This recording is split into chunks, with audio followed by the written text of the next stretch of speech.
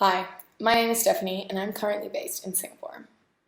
My whole life people have always asked me where I'm from. Apparently my accent is quite difficult to place. And I've always kind of thought, okay, well, how long do you have? My mum is English and my dad is Scottish, and I was born in Australia. I've lived in Asia most of my life, and to this point I've lived in 6 different cities and had over 20 different residential addresses. So it's safe to say that I'm a third culture kid.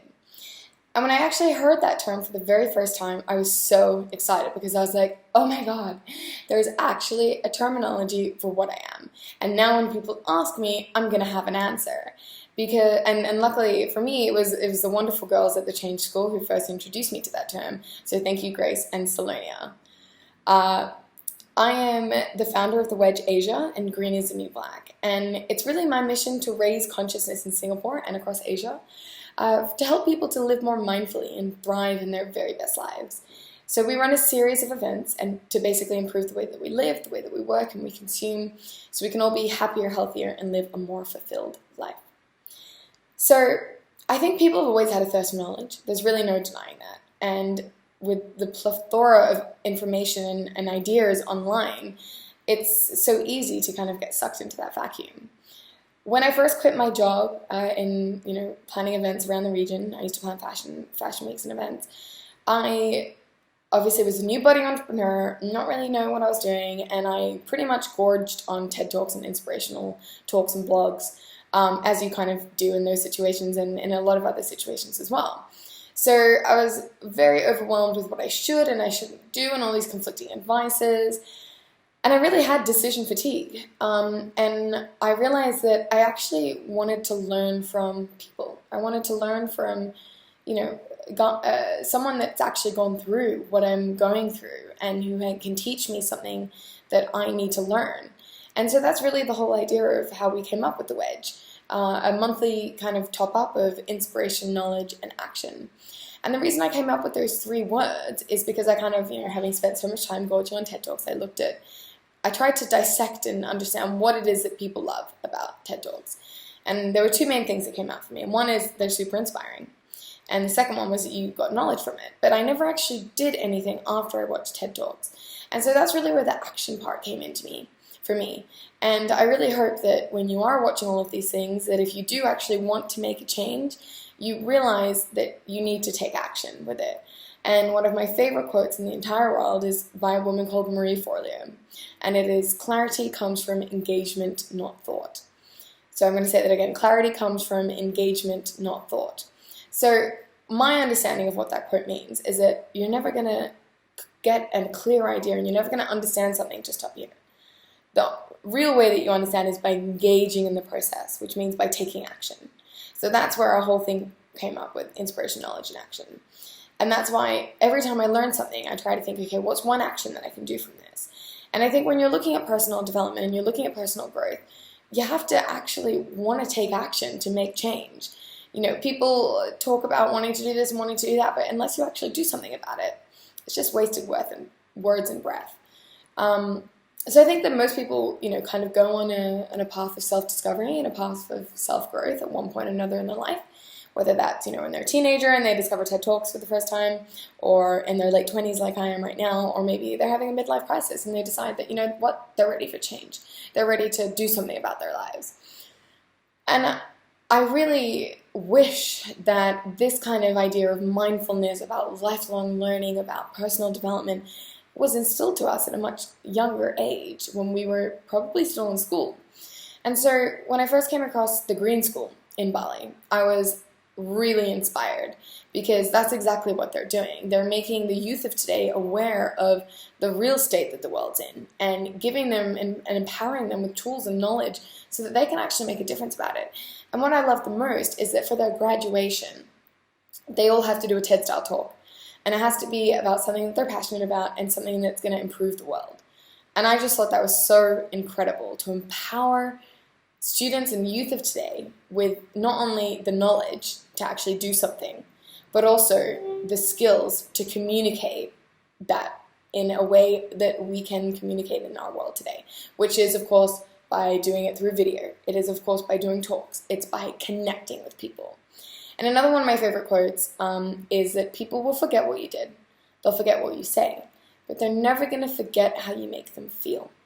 And when it comes to lifelong learning, I really think that that feeling part, where they're not going to forget it, is by connecting. And if you can do that through a screen, I think that is incredible. And a lot of people can do that. But for me, the real learning happens person to person.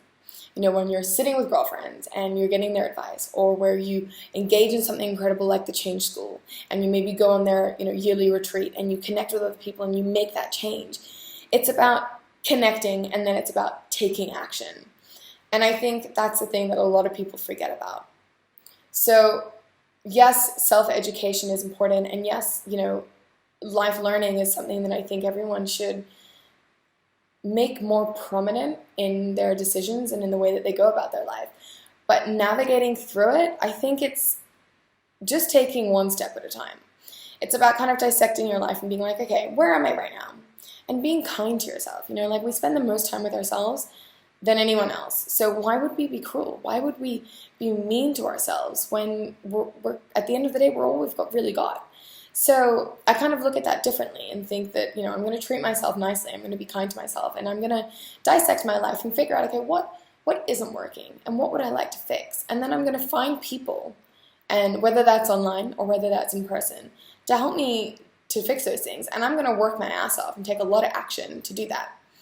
And it's not been easy. I'm not going to lie. I've been to a very dark place and back since I started my entrepreneurial journey. And I think that is quite normal when you really have that much change and that much, overwhelm with life and everything you're trying to build.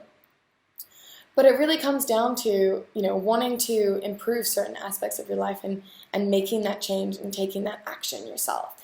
Because people can give you as much information, and you can give yourself as much information, but if you don't actually do something with it, then what is the point?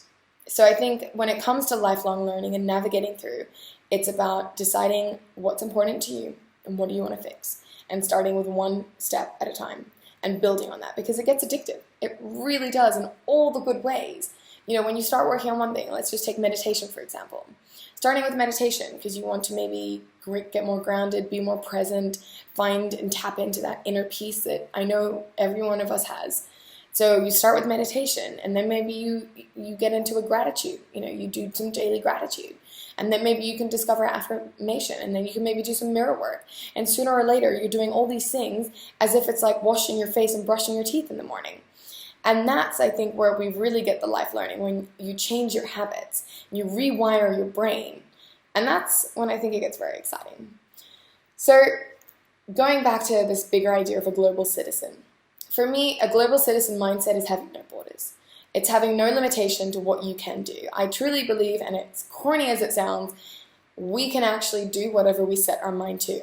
We limit ourselves, we put ourselves in prison, we let society and the people in our lives put us in prisons, and then block us in that kind of sense. So it's really about having no borders. It's about connecting with people online, connecting with people from different cultures in person, and just being open-minded and thriving on that. And I think when you kind of make that switch, again, it's this idea of it being addictive, and you just get so, it's like your mind can never stop growing. You put those limitations on yourself. So just remove all of that. And for myself, I think, why do I feel like I have a global mindset? Well, I'm obviously very grateful and thankful that I've had an incredible life and I've lived in all these different places.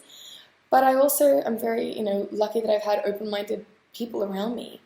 But you can also be that open-minded person in your circle. And so I think if you're to take anything away from today, it's just starting to think about when you're learning something, when you're experiencing something, being like, okay, what one action can I take to put this learning into place? What one thing can I do tomorrow and next week or the week after, building on things that are going to make this change last? And when you start changing and rewiring your brain in that sense, I think you're going to see phenomenal growth. So I'd love to connect with you online. If you'd like to follow what we're up to, please look up Green is New Black or the Wedge Asia. As I said, my name is Stephanie Dickson, and I really hope that, if anything, you've taken something from today, and I'd love to hear from you. So please do get in contact, and good luck on your own journeys.